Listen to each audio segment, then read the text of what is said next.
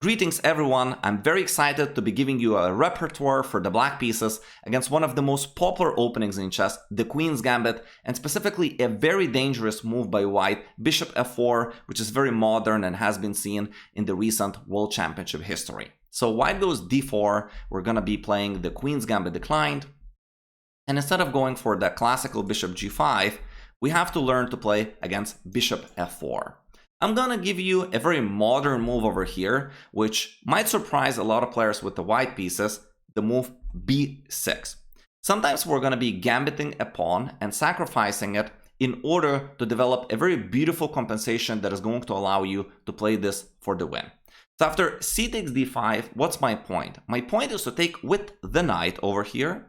And after knight takes, instead of blocking our light square bishop on b7, we're gonna be taking with the queen and sacrificing the pawn on c7. In the first part of the video, we're just going to be observing what happens if white is accepting that pawn, which will be seen for sure in some of your games. We're going to first give a check on b4, and after knight d2, we're playing knight to c6. From this position, we just want to improve our position with moves like bishop b7 or bishop d7, rook to c8, and develop a very nice development and activity compensation for just one pawn. In this position, they could play a couple of different ways. One of them could be a3, trying to ask questions, what do we do about the dark square bishop? Over here, we can simply take on d2 and play a very beautiful move, knight a5. Later, it will allow us to play knight b3 ADS. The bishop on d7 can sometimes run into a4 squared there as well.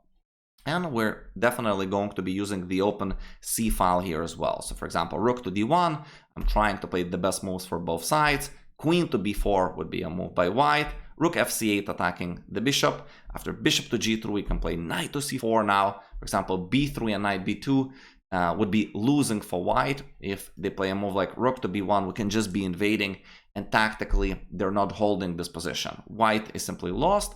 So after the move knight to c4, they pretty much have to decide on how they're going to solve the problems of their king side, and we on our hands have only problems with one piece on a8. I think our pieces are very nicely placed, and objectively, black already holds the equality. So as we go back, this a3 move seems to be too slow. So instead, white is going to be playing the move f3. And from here on, we can play with bishop to b7 as well, although I recommend the move bishop d7, because many times this bishop later can be used on b5 square, and especially a4 square, since white often is going to be playing for the move a3. So believe it or not, in this position, the most popular move at the grandmaster level is actually king f2. We could quickly observe what happens after a3. We get very similar situations where rook is getting to c8, knight is getting to a5, and we already have seen these positions, and you already know why we played bishop d7. It's simply to get this bishop a4 in many positions, and I don't believe you could find this over the board. It's better just to know that bishop d7 is better here than bishop to b7. And again, white is in a pickle with this kingside development. So the main line is simply to go king f2 for white, after which we can already win the pawn back on d4. So the problem with taking is that there is queen d4, double attack, and white is even losing the game over here. So they have to play a move like knight e4 and say rook to c8, for example. Black has won the pawn back.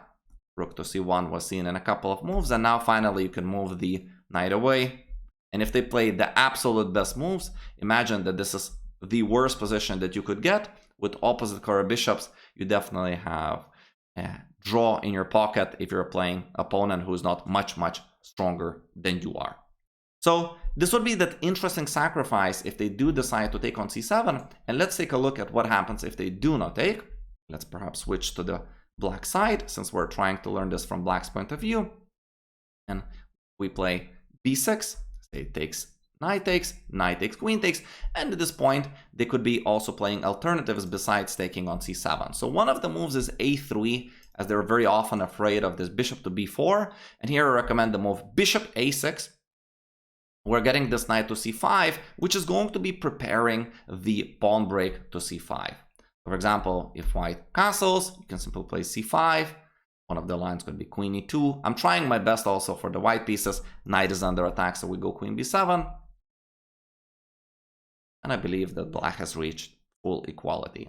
So this is just, of course, an example line. White has too many moves to make so that I could include them all in the video. As we go back, let's also take a look at a move which will be very popular at your level, I believe. Simply bishop to d3 development. Then we can play queen e5 check.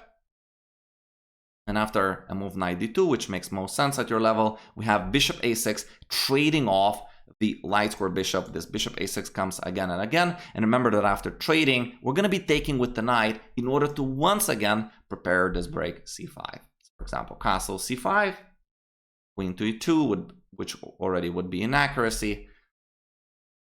This is just one of the lines and one of the games that was seen at Grandmaster level, how black equalized. And from here on, I just draw some arrows like knight b4, knight c7, perhaps getting to the d5 square, and the pawn to f6 in order to kick away the white dark square bishop.